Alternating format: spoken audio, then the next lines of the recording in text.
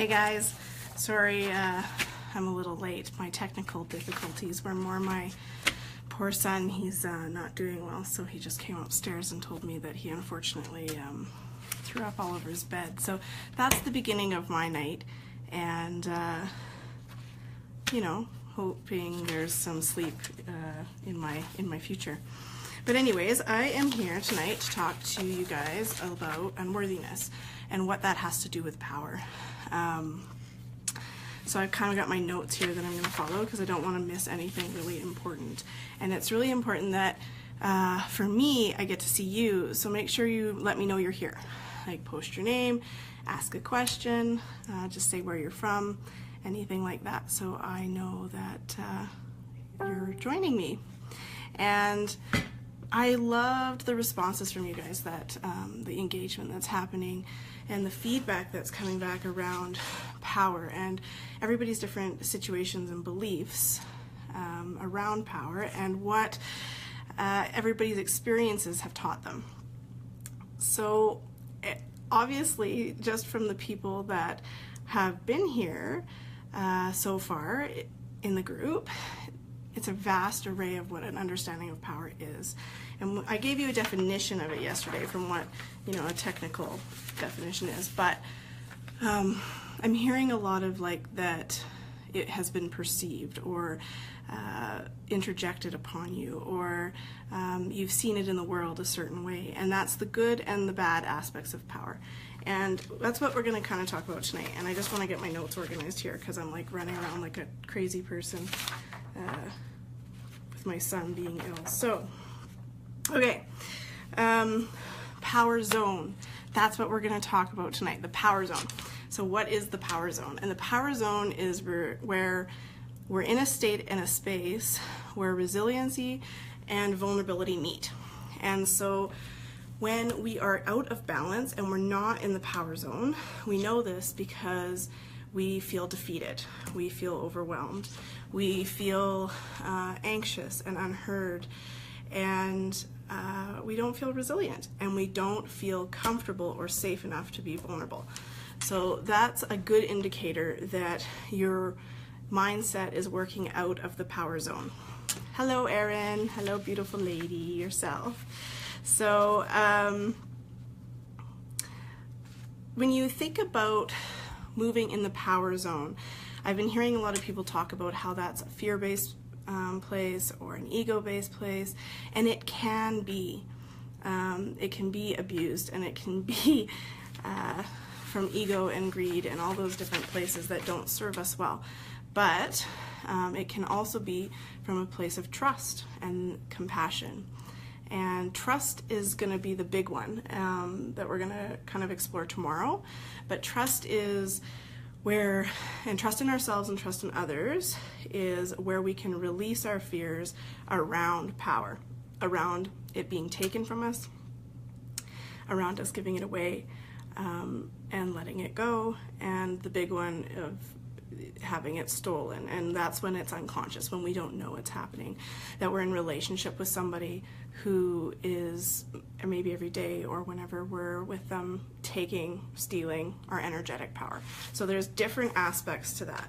And you know, when we're struggling with being in the power zone, I think we see a lot of this in what's happening in the world today. Is there's a lot of materialism, there's a lot of fear, there's hey Carolyn, nice for you to be here. There is people who are not connected, and that is not my description of power. So what I've learned in my own journey through this process is that we kind of swing in and out of those things. And I want to give you guys some activities tonight to kind of explore how you move in and out of power and what your individual power might look like. So I had you guys do an exercise earlier today, and if you did it, great, and if you haven't done it, please do it. It's really powerful. And that was to just explore like one thing that's deep down inside of you. Hello, Katie. That is really important to you, that's a wanting or a desire for you, and that you're kind of really thinking you're ready for, but you're afraid of.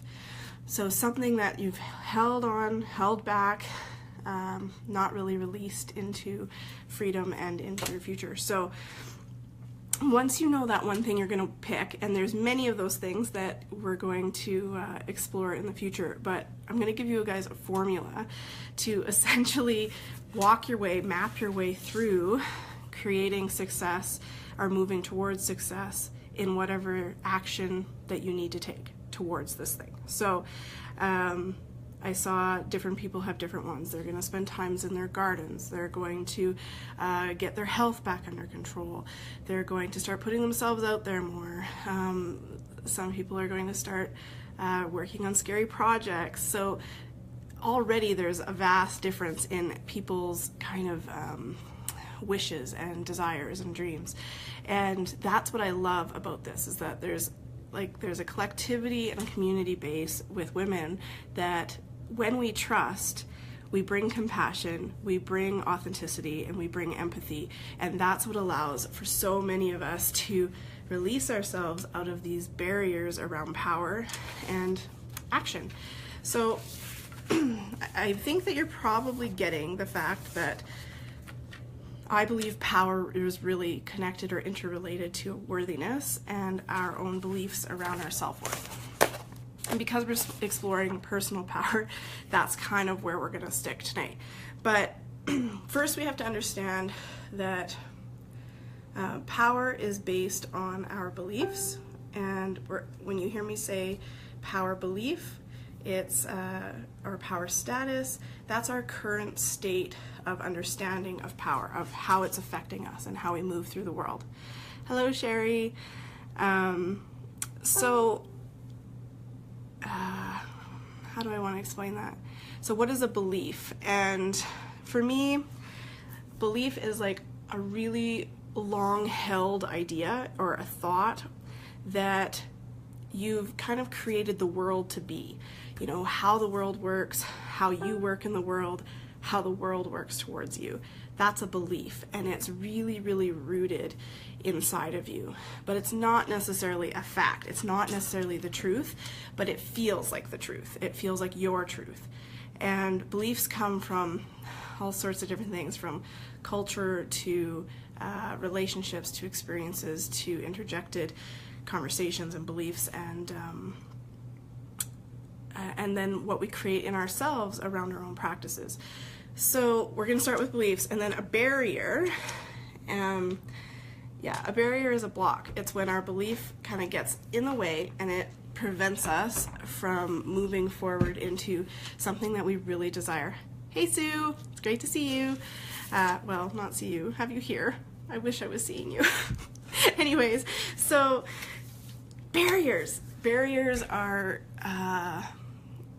really what we have to identify if we're going to take actions that move us towards where we're going to feel successful. If we just take these actions and we don't spend time with where we're stuck, the actions never follow through. So maybe some of you have had this happen in your life where you get really gung-ho about something, and I'm just going to use weight loss as one that most people have experienced. And that is that we get gung-ho, we get on a program, we get working out, we do all the actions that we supposedly need to take to achieve our success, to achieve our goal. And so we get probably 2-3 weeks maybe in, and then all of a sudden the old patterns start happening again. Oh, I can't get up in the morning, I have no motivation, I have no time, I'm doing everything right, but it's just not working. And you hear all of these different patterns start to come into our lives, and those are mindsets and beliefs. So that's where the belief comes from. And then when you really dig deep into the those are the barriers. When you really dig deep into the barriers, you'll find the belief. And that usually stems around the, I'm not good enough, what if I were to succeed, I don't believe in myself, and whatever your own individual case is. So knowing those two different things, beliefs and barriers, and how to identify them is important. Beliefs and barriers, I say, are the voice of unworthiness. So what would a voice of unworthiness sound like? An inner critic, negative self-talk, anxiety, depression, interjected thoughts. So interjected means things that don't, beliefs and ideas that don't belong to you, that somebody else gave to you. Shame is a good one. It's being ashamed of yourself. That's a good example, is because shame doesn't belong to you. It's something somebody told you to believe. And so we all have these things from our parents, from our teachers, from coaches, from different people around our lives when we were children, that, you know, we were told, and we were told that this is the truth and that this is what we need to believe. And so we move through the world believing that. And sometimes that's healthy and sometimes it's not. And so when it comes to a sense of worth, knowing where your beliefs are coming from, who are the voices in your head, you know, when you're hearing the things, I'm not good enough, I don't know if I can, really the I can'ts, where does that come from? Where did that belief start? And so knowing kind of how to go back and access that is important, and I would suggest doing that with somebody who you feel safe with and who can really support you in that, because it's not always an easy journey to really explore where we've started and where our barriers come from.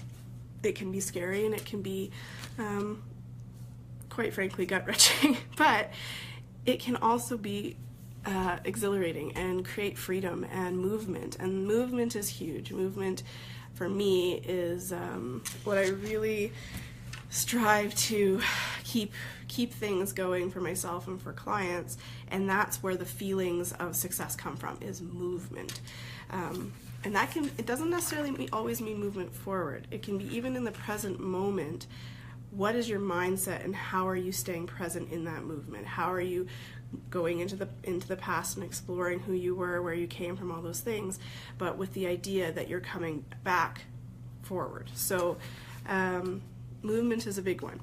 And then going back to kind of how you recognize unworthiness and how it's showing up is, hey Christy, different ways of thinking. So I wrote a list here, and some of them I got from what I know to be true, and then other ones there's 2 books that I'm going to talk about tomorrow that I really love. So, but they're all about being worthy. It's fantastic. So, black or white thinking. So who has black or white thinking? All or nothing thinking. It's this way or it's that way. There's no in between middle ground. And black and white thinking is one of the number one mindsets around feeling unworthy, because it's safe, it's easy, it's predictable, and it keeps us not having to explore other options. And so if you notice yourself black and white thinking, and it's getting in the way, or it feels like it's not serving you, then definitely that's part of a worthiness issue. The next one would be I know best mentality. So I know that this is going to happen. Oh, I know that if I go to that meeting, I'm not going to meet anybody that's going to really connect with me. I know if I try out for that job interview, I'm not qualified enough, so why do it? The I know best mentality really is, again, about fear, and again, about not putting yourself out there and not believing in yourself. Being a downer, so somebody who's really negative, and we've all been around these people that no matter what, you know, you might offer a suggestion, or there's a group of people and there's always that person that's going, yeah, but there's this and there's that, and we can't do that because of this, and well, life just doesn't work that way. And it's the negativity that, hey Casey, how are you? It's the negativity that keeps us, again, stuck in this space that is safe, that's comfortable. And it might seem weird to be talking about safety from the perspective of a negative mindset position, but if it's become our normal and it's kept us out of having to be in relationship, strive for our goals and not be rejected, different things like that, it's going to be what we use for protection.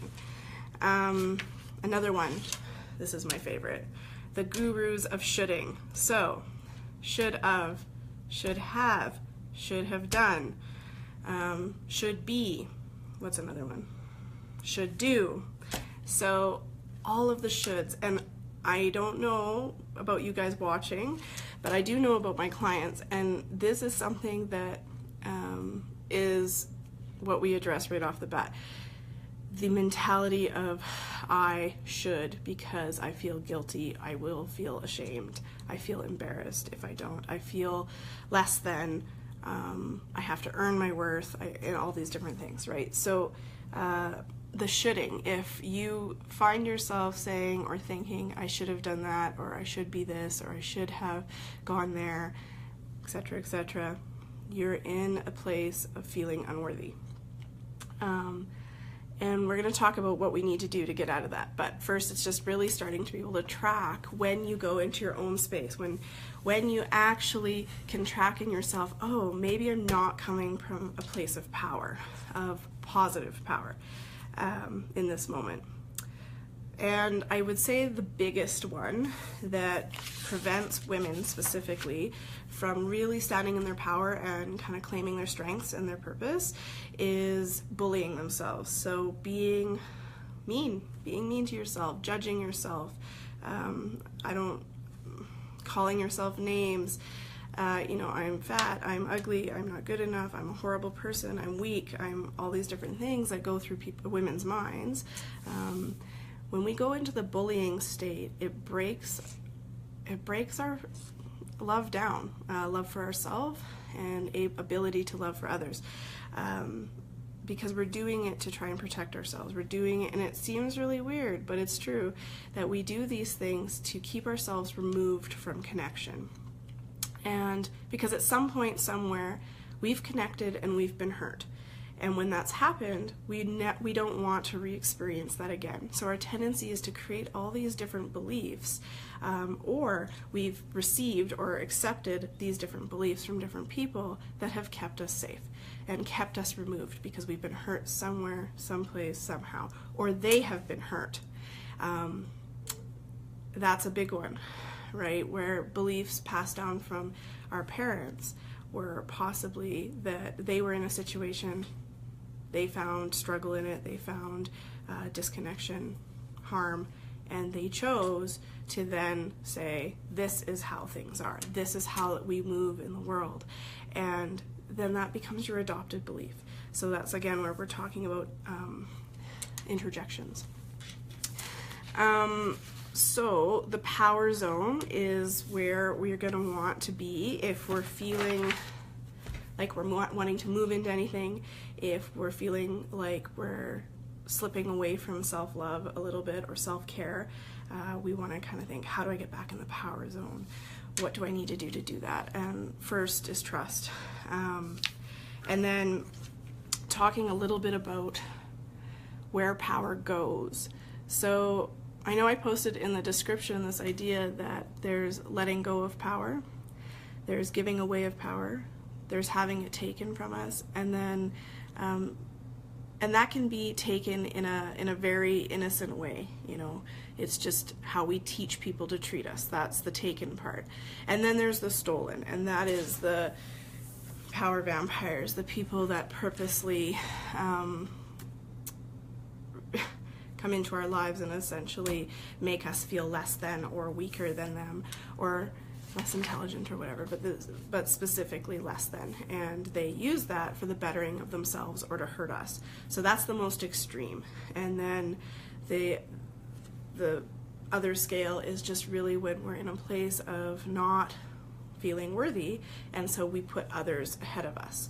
So I don't know how many of you have made yourself small, for instance, made yourself not talk, like no voice, not talk, maybe even went to a point of not showing up to something because you felt like others were more important, or it would make somebody uncomfortable if you were out there or stood up and said your piece, or even were in the room. So making yourself small or less than is really, really common, and it's become part of our society, and it's actually made it to be about being polite, or not rocking the boat, those sort of things. So when we're in that mindset, we don't show up as our true selves, which means we're not showing up in our power.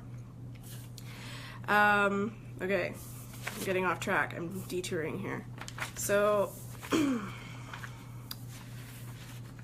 other ways that we perceive power is when we're in a less than space, is when we are believing that others hold more power than us, and that is when we need their when we're looking for acceptance, when we value the opinion of others more than we value what our own opinion is, when we feel we have to earn somebody's connection or relationship or time.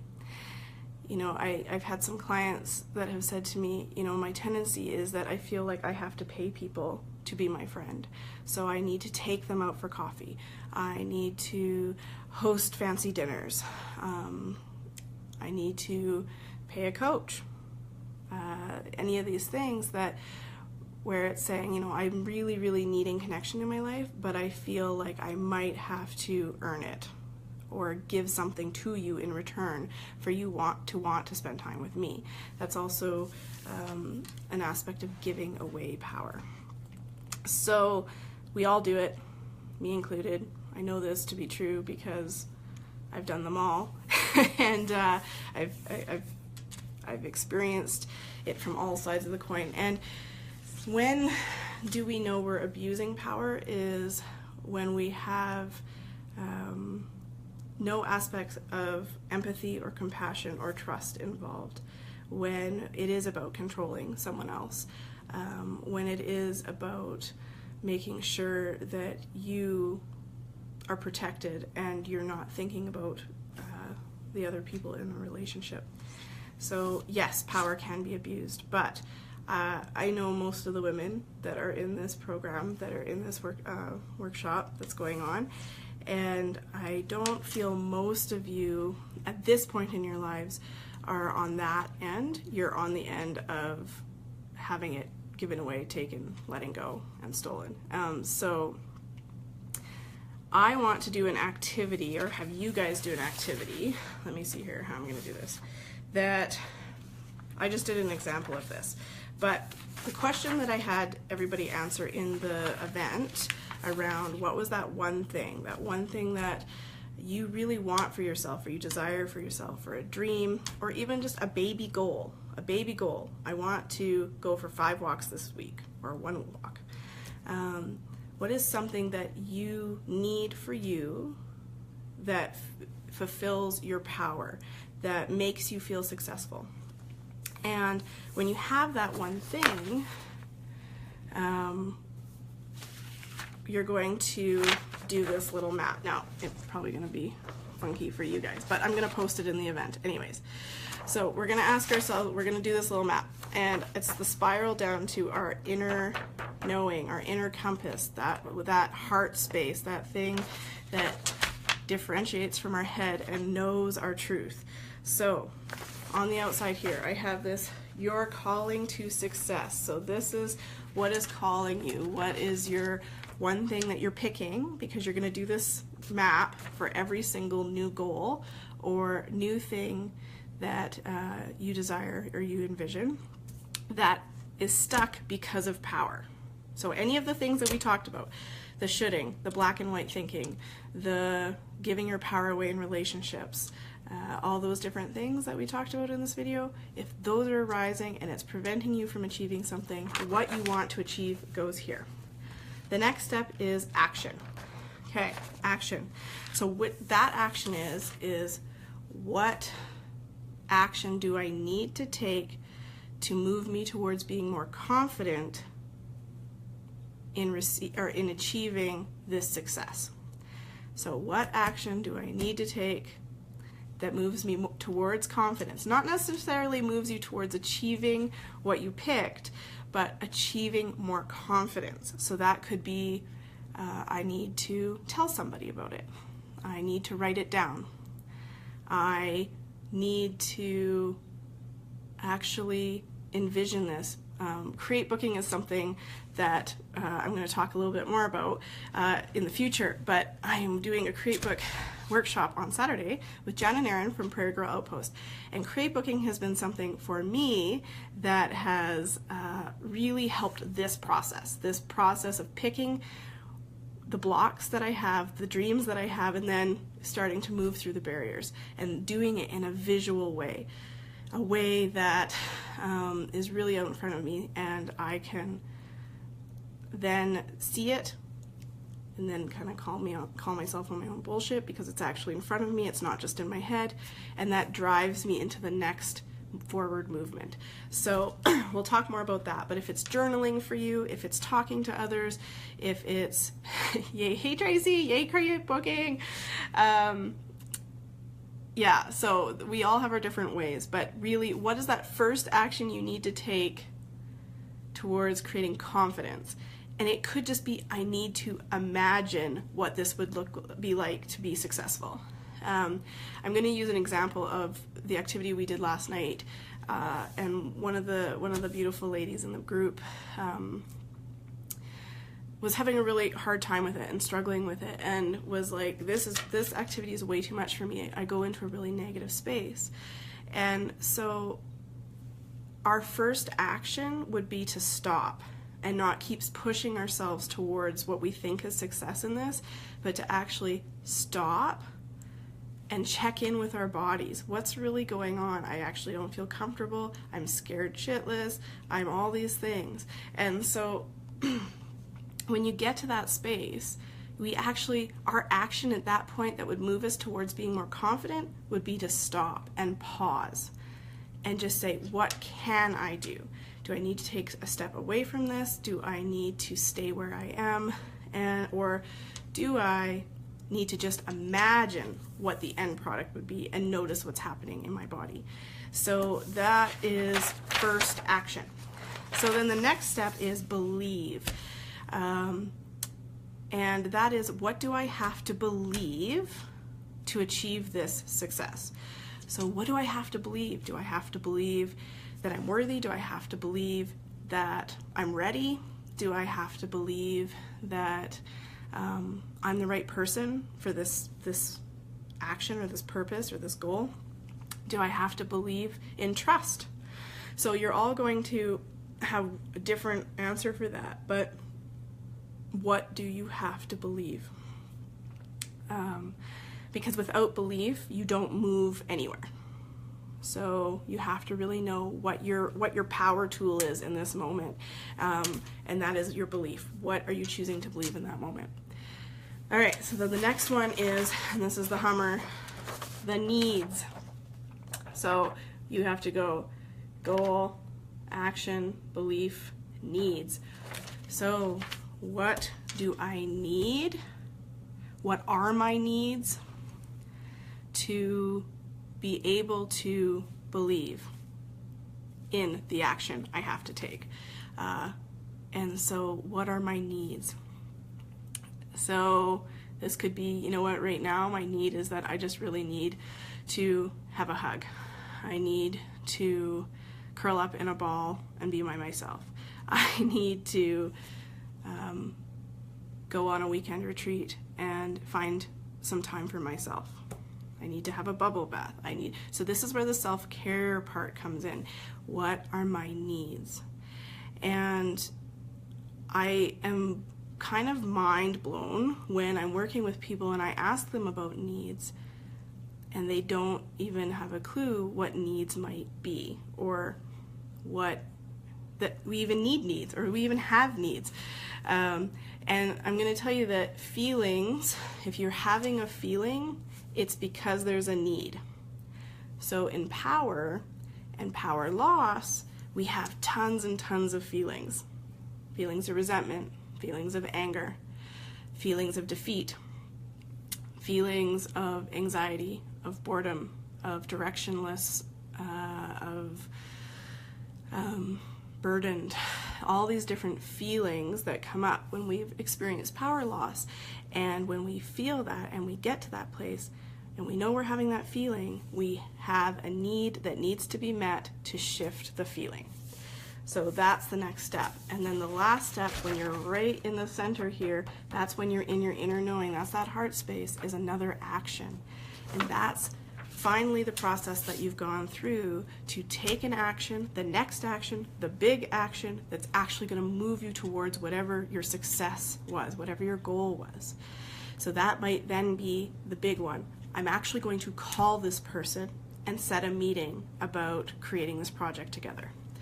I'm going to hire a personal trainer. I'm going to start a program or go to school.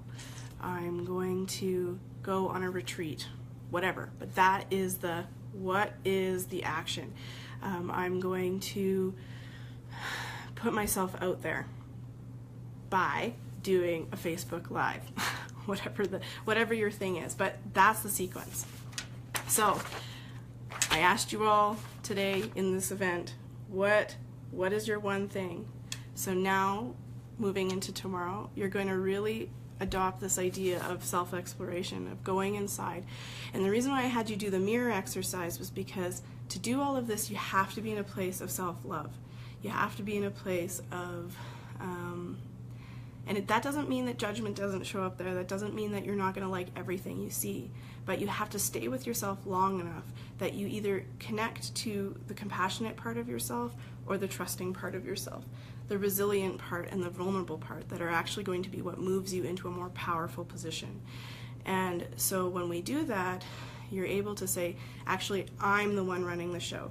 Even if it's somebody who is sad, even if it's when I look into the eyes of this person in the mirror, even if it's somebody who actually feels like I can't even look at myself for the next 30 seconds.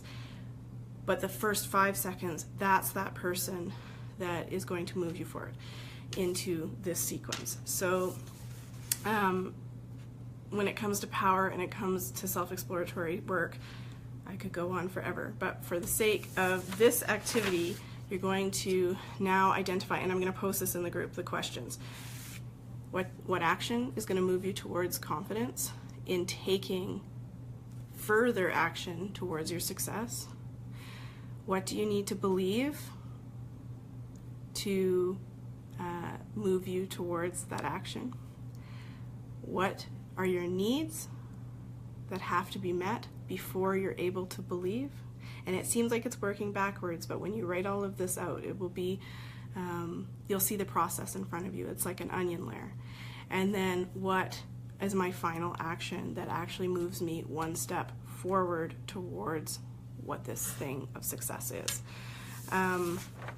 Yeah, and so that is the tools that I'm going to give you to work on tonight, and then I'm going to check in again tomorrow, and I'm going to go check on my son right now because I feel terrible for him, and he's being a very good boy while I'm here doing this with you guys. So have a great night, guys, and please post all of your questions because tomorrow is all about bringing it together, and so that I can answer your questions, I can help you get clarity in what I'm talking about, because I totally understand that I'm not always clear because it's in my head and it's things I know but don't know how to teach you. So help me out, and I will talk to you all tomorrow. Have a great night, guys.